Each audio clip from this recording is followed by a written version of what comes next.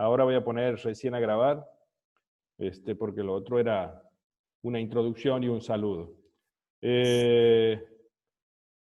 Bueno, vamos a arrancar entonces con la clase. Lo que vamos a ver ahora es la función finanzas. Yo les voy a compartir aquí, he hecho un Power para que sea más simple también para ustedes, y vamos a ir trabajando sobre el Power.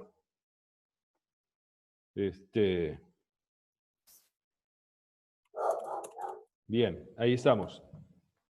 ¿Lo ven al Power, no es cierto? Bueno, lo que vamos a ver nosotros, como les decía, es la función finanzas. Acuérdense que nosotros tenemos, cuando vemos las áreas funcionales, trabajamos y vemos, a ver, las 4 áreas funcionales principales. Y igual no escucho, dice, no entiendo. Me dice Yamil Agüero. Fíjate la configuración del... A ver, vamos a ver aquí. Fíjate la configuración.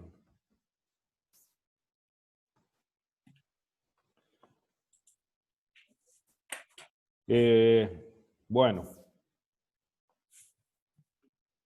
Vamos a ir arrancando entonces.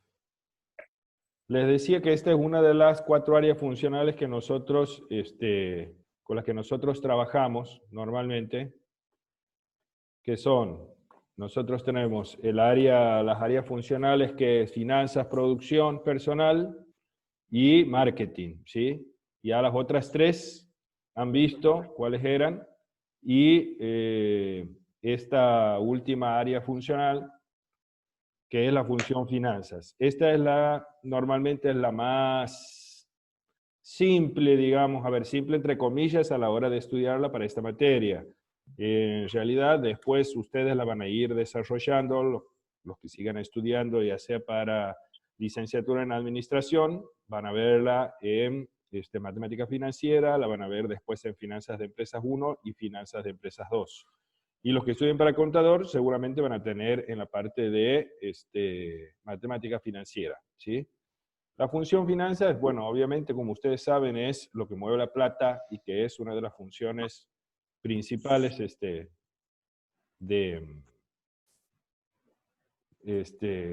dentro de lo que es una empresa, ¿sí? A ver, donde se toman las decisiones financieras. Aquí lo importante que ustedes tienen que tener en cuenta, y eso les voy contando, digamos, yo les voy a ir diciendo también cuáles son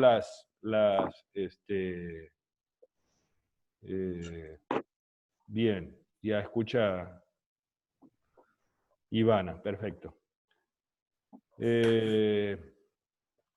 Es difícil esto, entre que uno contesta mensajes, va viendo los que entran, los invitados y toda esa serie de cosas. Así que bueno, volvamos entonces. Las decisiones financieras. Aquí hay, yo les voy a ir diciendo también normalmente qué es lo que se suele pedir también en los parciales, digamos. En el área de finanzas, hay 2 cosas importantes sobre las cuales se hace hincapié. Una son, ¿cuáles son las, a ver, permítanme.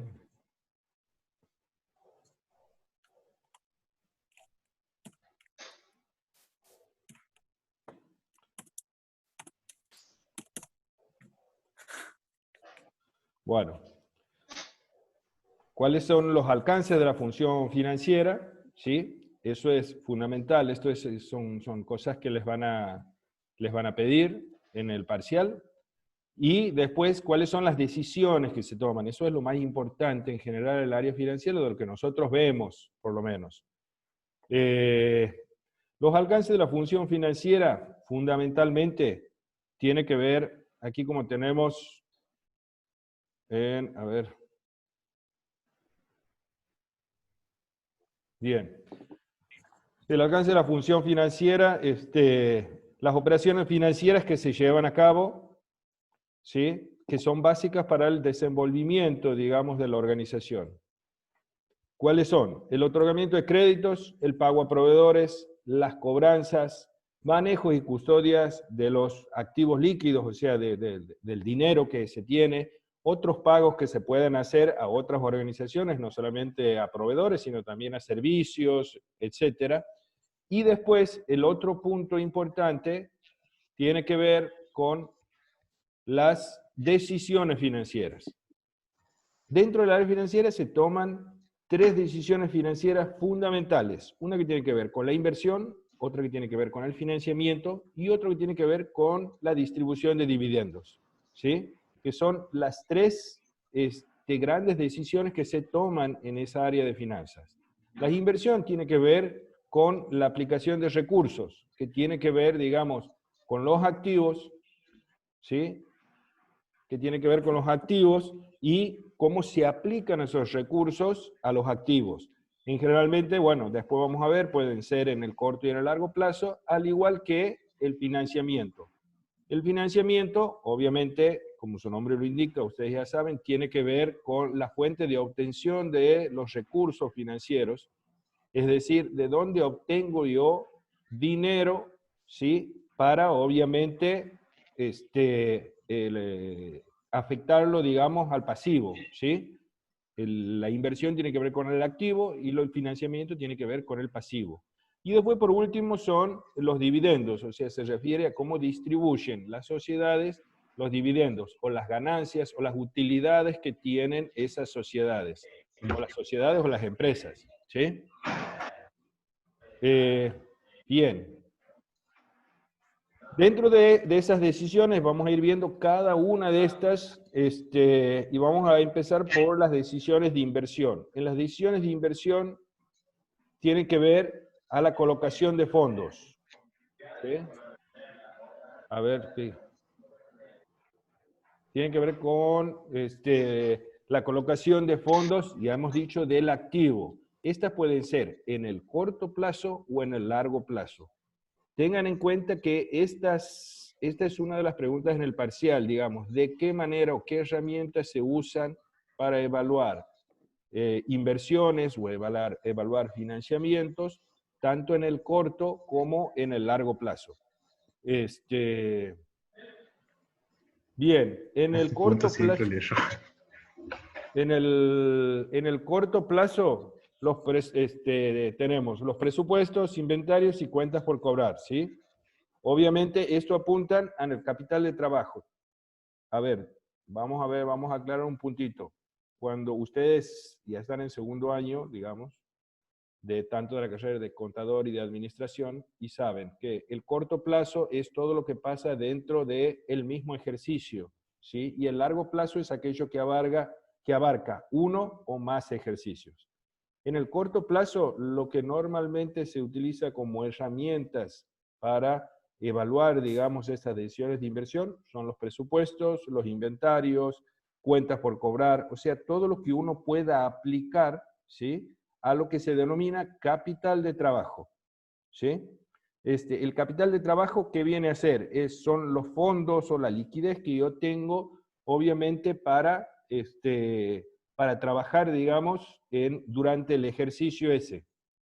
Y en el largo plazo, nosotros tenemos 2 herramientas. Una que es el valor actual neto, o VAN, conocido normalmente como el VAN, y el otro es el TIR, que es la tasa interna de retorno.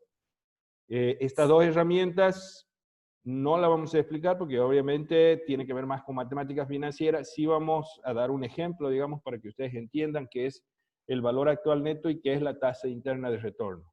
Pero lo importante aquí es que ustedes tengan bien en claro cuáles son las herramientas que pueden usar, tanto en el corto como en el largo plazo, para decidir estas inversiones o estas acciones de financiamiento.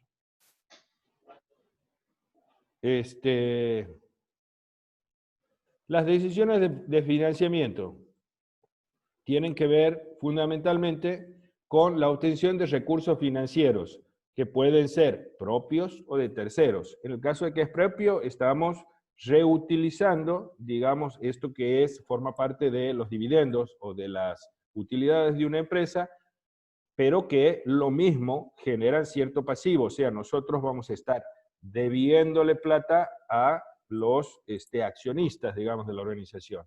O la búsqueda de financiamiento de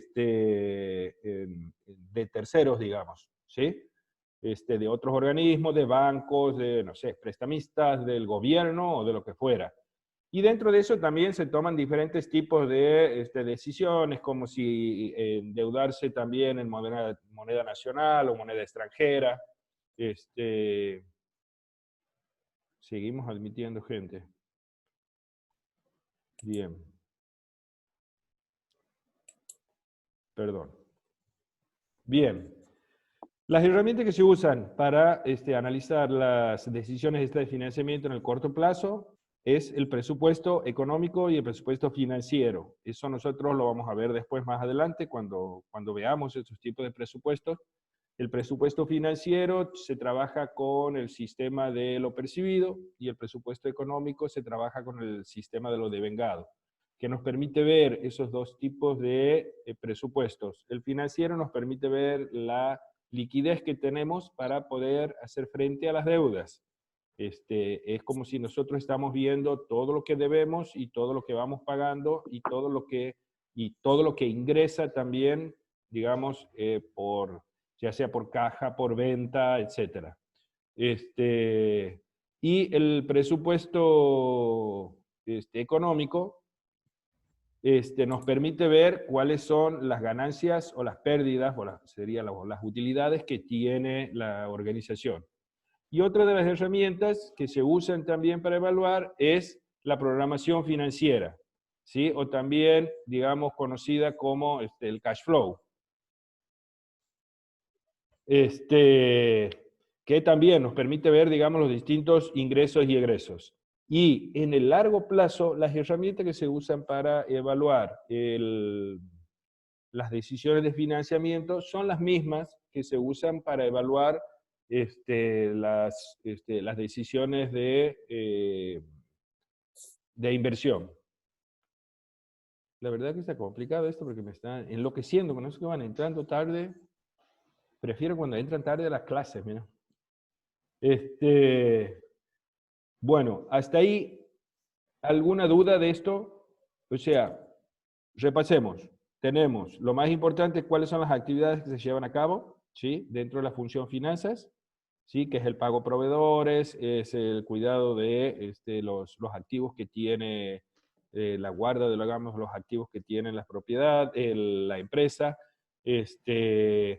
y después, ¿cuáles son las decisiones fundamentales que se toman en esta área? Que son 3 decisiones. Las decisiones de inversión, decisiones de financiamiento y decisiones de dividendo.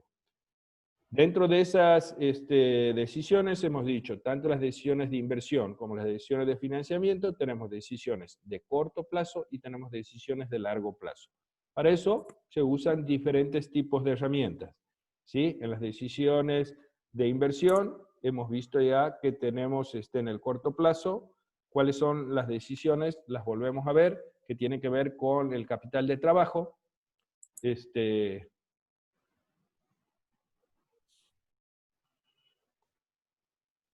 tienen que ver con el capital de trabajo, que son los presupuestos, los inventarios y las cuentas por cobrar. Y en el largo plazo, el TIR y el VAN, ¿sí? Que es el valor actual neto y la tasa interna de retorno. Y en las decisiones de financiamiento, nosotros tenemos el presupuesto económico financiero, que es fundamentalmente, digamos, con lo que se trabaja en el corto plazo, y la programación financiera, cash flow, que también se denomina así, otra de las herramientas que se usan en el corto plazo. Y en el largo plazo, el TIR y el VAN. ¿Sí? Ahora lo que vamos a ver es un ejemplo como para que ustedes más o menos entiendan qué es el valor actual neto y qué es la tasa interna de retorno. El valor actual neto es una herramienta financiera que nos mide los flujos de los ingresos y los egresos que va a tener nuestro negocio, ¿sí? Este parámetro nos va a permitir definir que si nosotros tenemos una inversión determinada, a lo largo del tiempo, si la respuesta esa es mayor que 0, ¿sí? Es positiva, esta inversión es rentable, se la puede llevar a cabo. Si es menor que 0, no, ¿sí? Entonces, vamos a ver un ejemplo. Aquí tenemos un ejemplo de esto de lo que es el valor actual neto. Este sería un ingreso, un presupuesto de ingresos y egresos, en donde nosotros tenemos una inversión inicial de 1.500.000, ¿sí? Donde nosotros, como ingresos, son los que nosotros vamos a ir ganando, digamos, teóricamente vamos a suponer que invertimos en una maquinaria, ¿sí? Para producción. Queremos saber si es rentable esa inversión que nosotros vamos a hacer. Entonces, invertimos en 1,5 millones de pesos y nosotros esperamos, con ese aumento de producción, ¿sí? El primer año tener un ingreso de 350.000, el segundo año de 550.000, el tercer año de 450, el cuarto año de 500.000 y el quinto de 700.000.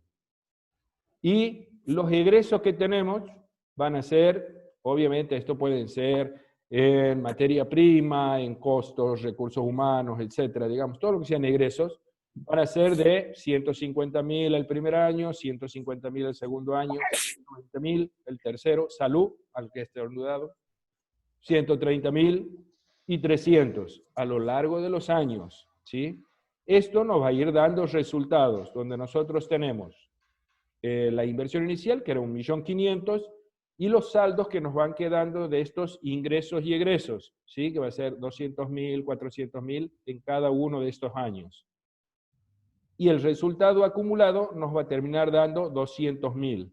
Esto implicaría, por lo menos a simple vista, ¿sí? De acuerdo a lo que estamos conversando, que si ese resultado es positivo, entonces esta inversión realmente es factible y es una inversión que vale la pena hacerlo. ¿Estamos hasta ahí? Ahora bien, resulta que las cosas no son tan simples como uno los ve aquí.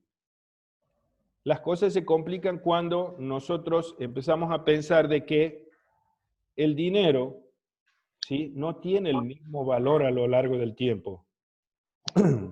Entonces, ese dinero uno lo tiene que actualizar, tiene que ponerle alguna tasa de interés, o sea, esos 350 o esos 150 o cualquier valor que ustedes vean a lo largo el año que viene, si yo invierto hoy 1.500.000, a fin de año ese 1.500.000 ya no es 1.500.000, ¿sí? Nosotros lo tenemos que actualizar. Para eso se usa un algoritmo que obviamente no lo vamos a explicar porque eso es de matemática financiera y es demasiado complicado, no tiene sentido aparte verlo ahora. Se usa un algoritmo que nos permite a nosotros actualizar los valores, ¿sí? Como podemos ver aquí en el ejemplo número 2. En el ejemplo número 2, lo único que cambia, digamos, es que nosotros vamos a tener el resultado actualizado, ¿sí? Entonces, partimos de lo mismo, una inversión inicial con determinados ingresos anuales, los determinados egresos anuales, ¿sí? Y teníamos este resultado que era sin actualizar. Acuérdense que este resultado a mí me daba un valor de 200.000 positivo, ¿sí? Ahora, cuando yo empiezo a actualizar, o sea, aplicarle este algoritmo, ¿sí? Que les reitero, no lo explicamos porque no tiene sentido. Cuando aplicamos este algoritmo, nosotros vamos viendo que los valores que se van actualizando no son los mismos que teníamos en principio. ¿Por qué? Porque ese valor que nosotros lo hemos planteado hoy como una proyección, nosotros tenemos que aplicarle una tasa de interés, ¿sí? Porque ese valor en el futuro, ¿sí? Va a ser mucho menos si se mantiene de manera constante.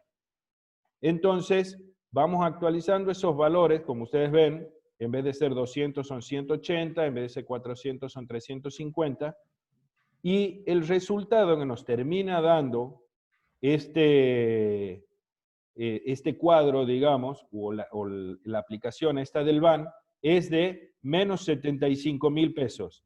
¿Qué implica esto? Que esta inversión que a priori era factible y que era rentable de hacerla, si nosotros realmente la hacemos como corresponde, aplicándole el BAN, el valor actual neto, digamos, cuál es el valor que tiene nuestro dinero traído del futuro hacia ahora, es de menos 75.000, o sea, nos daría pérdida la inversión.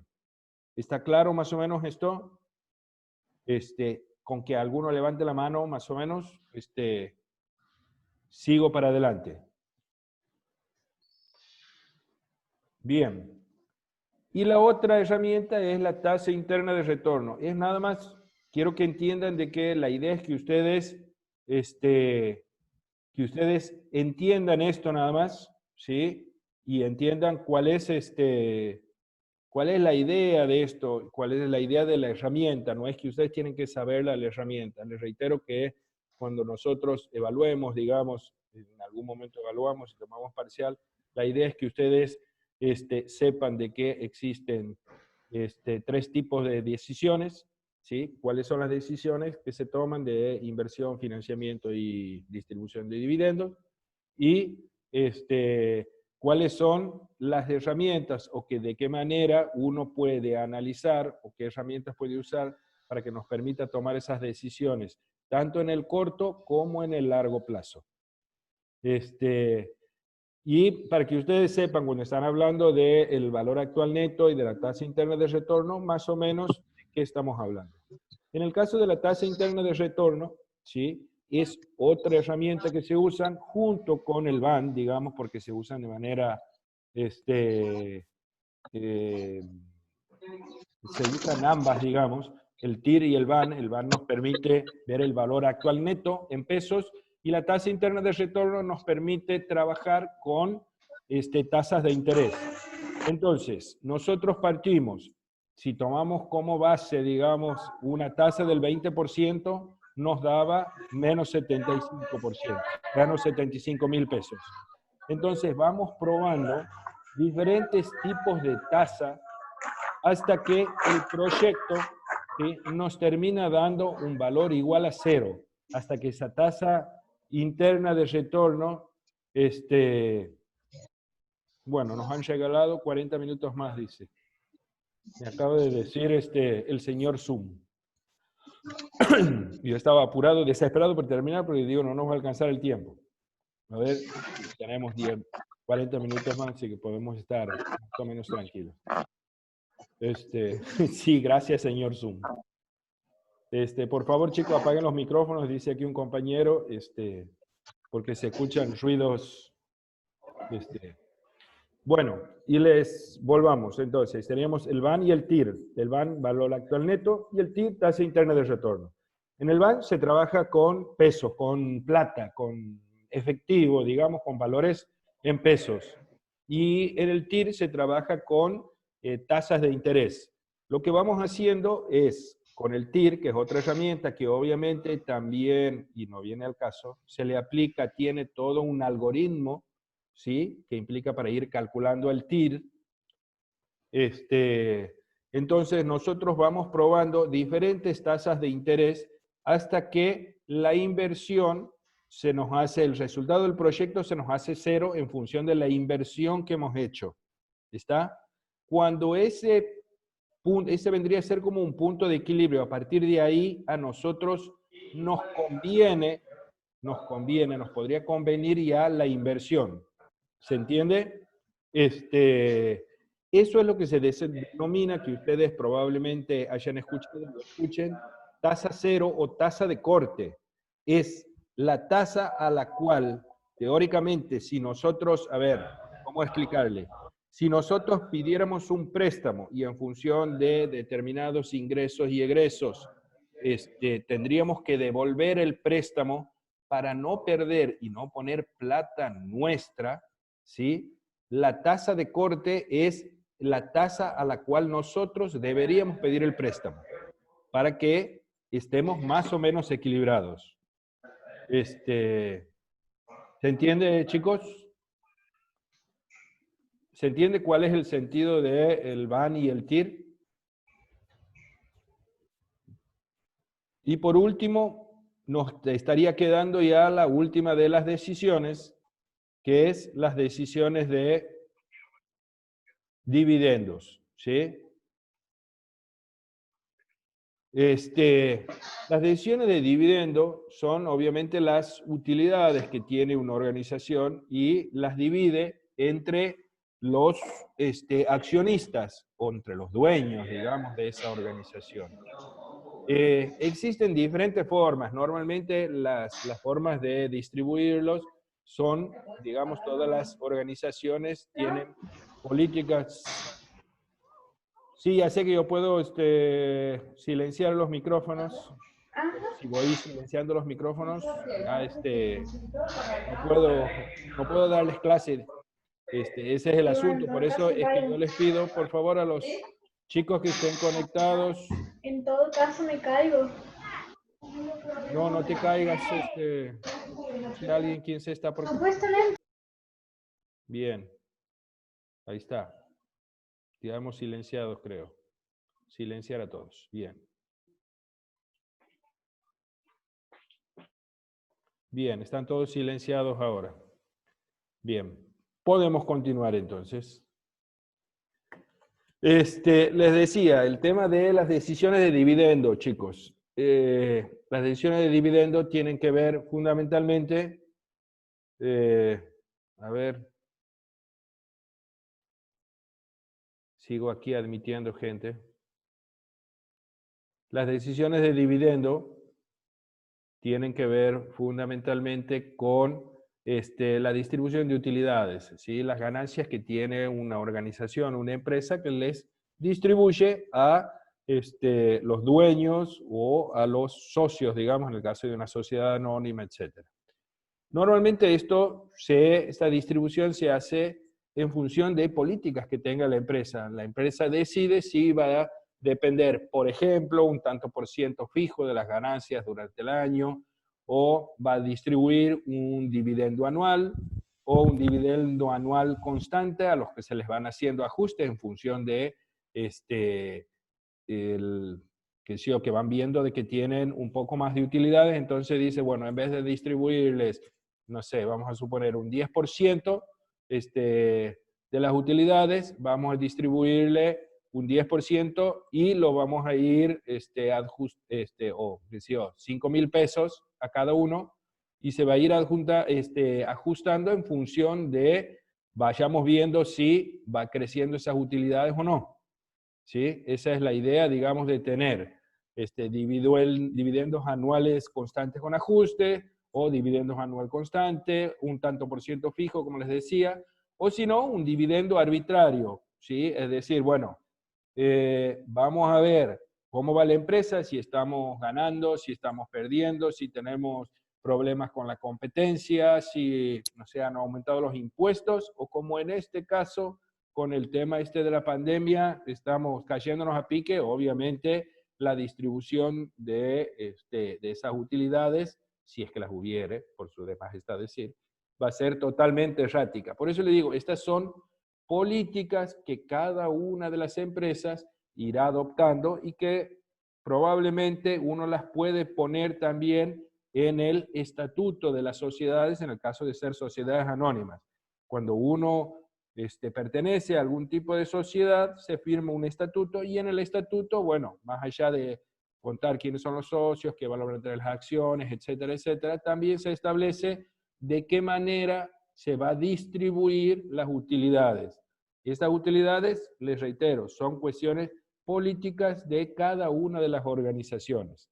Ahora bien, más allá de las políticas de las organizaciones, hay otros factores que influyen en la distribución de dividendos, que son las normas legales o disposiciones estatutarias, digamos, porque por ahí dentro del estatuto puede decir, hay normas legales que tienen que ver con las diferentes categorías de acciones que yo puedo tener, ¿sí?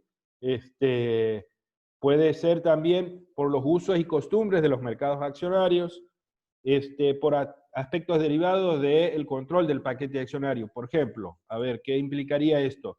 Si nosotros tenemos socios mayoritarios y nosotros tenemos acciones, pero tenemos pocas acciones de esa organización, ¿sí? Entonces, el socio mayoritario puede decidir y decir, bueno, como yo soy el socio mayoritario, yo tengo control en general del directorio de la organización, este año no vamos a distribuir utilidades porque las vamos a reinvertir o vamos a distribuir, no sé, un 10% nada más que de las utilidades porque el 90% hemos decidido reinvertirlo en la empresa, en la organización. Eso es lo que tiene, eso es lo que implica estos aspectos derivados del control del paquete accionario.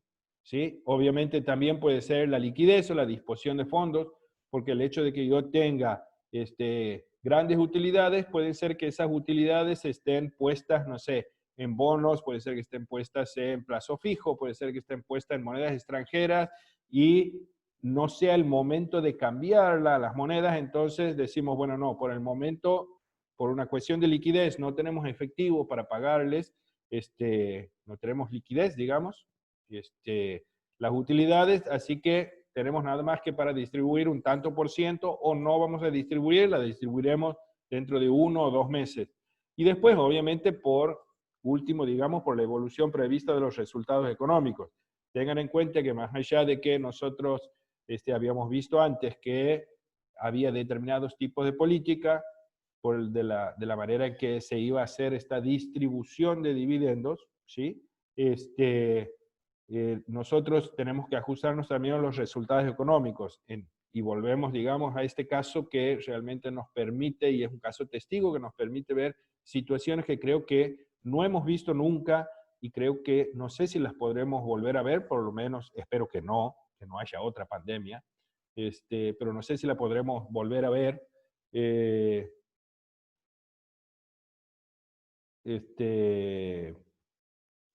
Perdón, estaba viendo las pantallas que se van abriendo. La evolución que uno tenía previsto de resultados económicos, acuérdense que, bueno, se preveía, no sé, un crecimiento en la industria, vamos a suponer, no sé, en la industria automotriz, de utilidades, y de repente con la pandemia, nada, no se puede fabricar, no se puede vender, no se puede hacer absolutamente nada en ningún lugar del mundo prácticamente. Entonces, los resultados económicos y la posición financiera resultante va a ser caótica, lo cual nos va a impedir de alguna manera distribuir ningún tipo de utilidades. Y bueno, para decirles que hasta aquí, digamos, la función financiera no tiene mucho más. Más que nada para redondear, creo que lo importante es, a ver si puedo salir de aquí. Bien. Creo que lo importante, como les digo, es que ustedes sepan cuál es el alcance de la función, que es lo que realmente se hace dentro del área finanzas. Como decíamos, la otorgación de crédito, el pago a proveedores, cobranzas, etc. Los 3 tipos de decisiones que se toman, ¿sí? Decisiones de inversión, decisiones de financiamiento, decisiones de distribución de dividendos. Y dentro de eso, lo importante, digamos, es las herramientas que se usan dentro de las decisiones tanto de financiamiento como de inversión en el corto y en el largo plazo, ¿sí? Y por último, la distribución de dividendos, que tiene que ver, por un lado, con las políticas y por otro lado, con las cuestiones, obviamente, estatutarias, cuestiones legales, cuestiones que tengan que ver con la utilidad o con la coyuntura también, ¿sí? Así que bueno, esto es, en definitiva, la clase o la explicación del área finanzas. Como tenemos un poquito de tiempo, habíamos llegado justo a los 45 minutos, o sea, me había pasado 5 minutos, digamos, de la conexión, pero tenemos un rato más. Voy a quedar aquí en contacto con ustedes para que, si ustedes tienen alguna pregunta, bueno, activen el micrófono y me vayan preguntando y yo les voy explicando si tienen alguna pregunta o alguna duda.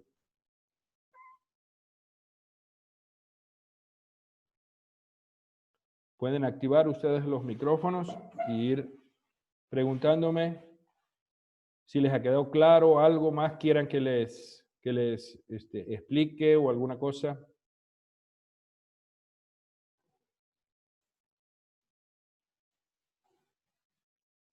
Sí, con esta clase teóricamente cerramos la unidad, digamos en condiciones normales. Esta sería la última clase de antes del parcial, digamos. Después quedaría una o dos clases una o dos clases más, digamos, de repaso, de autoevaluación antes de hacer el parcial, o por consultas o lo que fuera. Pero en condiciones presenciales, normalmente esta es la última clase. Respecto a si va a haber un práctico de esto o no, a ver, a lo largo de los años, normalmente Función Financiera no ha tenido prácticos, ¿sí? No ha tenido prácticos.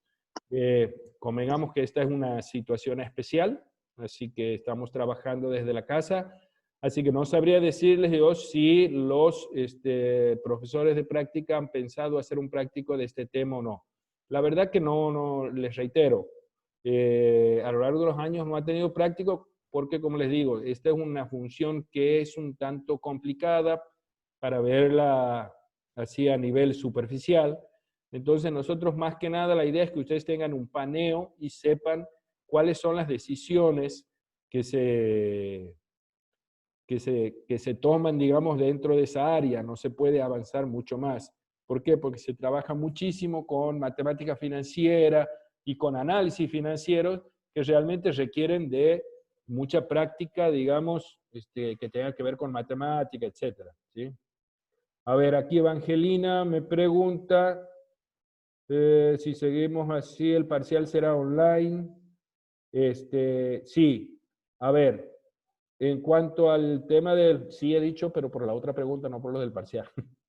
En cuanto al tema del parcial, no te sabría decir. En principio, sé que hay, por un lado, he leído en el diario que como se va a prorrogar el SIN, que es el Consejo Interuniversitario de la Nación, y la Secretaría de Políticas Universitarias, ha facultado o liberado, digamos, a las universidades a que decidan ellas si van a evaluar o no van a evaluar y de cuáles van a ser las metodologías para evaluar a los alumnos. Pero, por otro lado, también, no sé si ustedes se acuerdan, tanto el ministro de Educación y todo decían que la idea era más que nada hacer un acompañamiento antes que la evaluación. La verdad que no les sabría decir. Sé también que hay presentaciones de los centros de estudiantes que piden que no se evalúen y toda esa serie de cosas, pero como le digo, hoy todo, absolutamente todo es caótico, son cosas que se están consultando, son cosas que se van evaluando, son cosas que se van decidiendo día a día, así que no les podría dar una respuesta con respecto al parcial. Ni si va a ser, obviamente, digamos, de haber alguna evaluación, sería, no sé si sería online o sería algún tipo de trabajo, la verdad que desconozco, porque como les digo, por lo menos no está considerado el tema de la evaluación en este momento, ¿sí? La otra de las consultas que me decía, si va a haber consulta con los profesores de práctica, sí. Para mañana sé que está prevista ya consulta con los profesores de práctica. No sé si habrán acordado, digamos, la sala de reunión y el horario, ¿sí? Para que ustedes se conecten en el Zoom.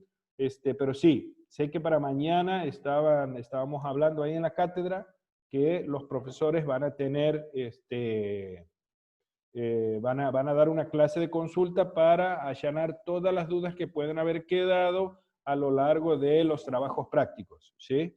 Porque, bueno, me han dicho que ha habido errores recurrentes, digamos, cosas que en general se han dado en la mayoría de los trabajos prácticos que probablemente, bueno, o no se ha entendido la consigna o no habrá quedado claro, lo que fuera, o tenían alguna duda, así que eso se va a hacer para mañana, creo que está previsto ya una clase de consulta. De todos modos, eso va a estar puesto en el Classroom, así ustedes pueden conectarse.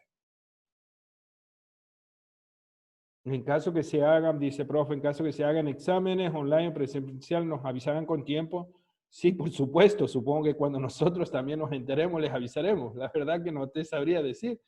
No te sabría decir cuál es la situación, o sea, tengan en cuenta que ya venimos todos, venimos empujando que ya salimos de la cuarentena y sale el presidente y le dice 15 días más adentro. Y bueno, la situación es exactamente la misma para nosotros que para ustedes. Así como para ustedes es nuevo y es complicado esto de las clases virtuales, tener que presentar los trabajos, etcétera, etcétera. Para nosotros también, para nosotros, tengan en cuenta que nos hemos tenido que adaptar como hemos podido, zafando de la mejor manera posible y con buena voluntad. Hemos tenido que zafar, digamos, a esta nueva situación, que es obviamente algo, nada, que nos supera a todos, nos supera a ustedes, nos supera a nosotros como docentes, a todos los trabajadores, a todos. Creo que todos hemos tenido que aprender. A algunos les ha costado más, a otros nos ha costado menos. Pero tengan en cuenta que a medida que se avanza en la edad cronológica que tenemos, es más difícil, ¿sí? Si esto hubiera pasado, no sé, si todos fueran profesores de 20 años, seguramente tendrían muchísimas más herramientas y sería muchísimo más fácil. Es el tema de que hay con los millennials, los centennials y todas estas generaciones que van siendo más, a ver, nacen con tecnología. Tengan en cuenta que nosotros, yo nací con televisión en blanco y negro, chicos, o sea, y que te la ponían de 6 de la tarde a 10 de la noche y se acababa la televisión. Si ahora le preguntan a un chico de los de hoy, le preguntan, no sé, a un chiquito de 2, 3 años, 4 años, 5 años, no se imaginan una televisión que no esté las 24 horas del día, ni se imaginan una televisión que no sea en colores y que no tenga 4K y que pueda jugar con realidad virtual y toda esa serie de cosas. Entonces, nada, vamos avanzando de a poco, haciendo lo que podemos, poniendo lo mejor de nosotros y, bueno, esperando serles útil, ¿sí? Por supuesto. A ver, ¿qué otra pregunta tenemos? Profe, desde su punto de vista, ¿cuándo cree que se volverán a clase? Ah, bueno.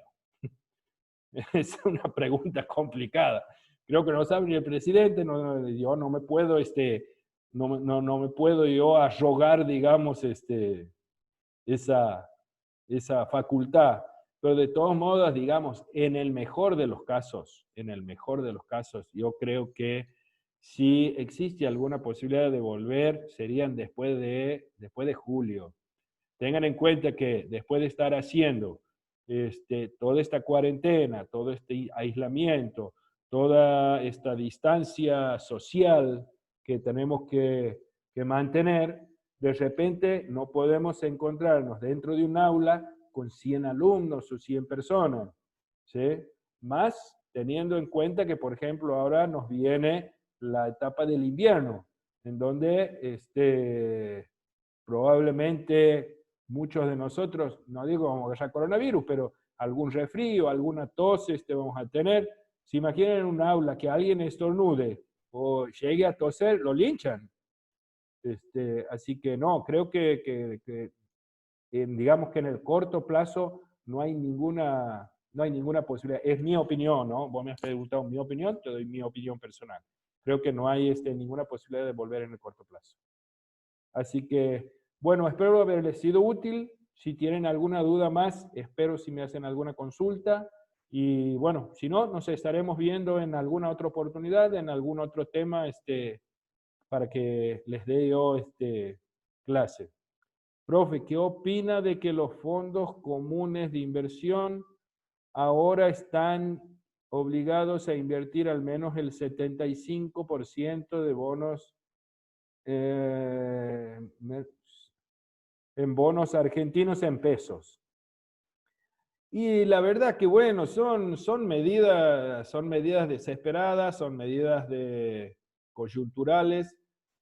Tengan en cuenta de que nosotros, a diferencia, tengan en cuenta, a ver, en todos los países en donde ha habido esta pandemia, el impacto económico es grandísimo, ¿sí? Llámese Alemania, llámese España, llámese Italia, llámese Reino Unido, Estados Unidos, lo que fuera, que ellos tenían una economía estable, desarrollada, fuerte, y en el caso de nosotros, que nosotros hemos a ver, venimos de 2 años de picada, digamos, ¿sí? No solamente en recesión, sino también con una inflación de un 50% y una serie de cosas donde el aparato productivo se viene destruyendo desde hace 2 años.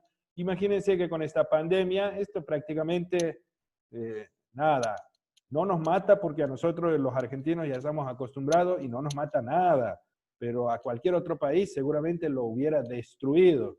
Entonces son medidas coyunturales, no sé si está bien, si está mal. Yo calculo que, digamos, que en principio, digamos, éticamente, creo que está bien pedirle, digamos, si tienen la posibilidad de que hagan el esfuerzo y que inviertan, digamos, en bonos argentinos o en negocios argentinos, pero también está el tema de la desconfianza. Esto es como nosotros, bueno, esto es Argentina, chicos.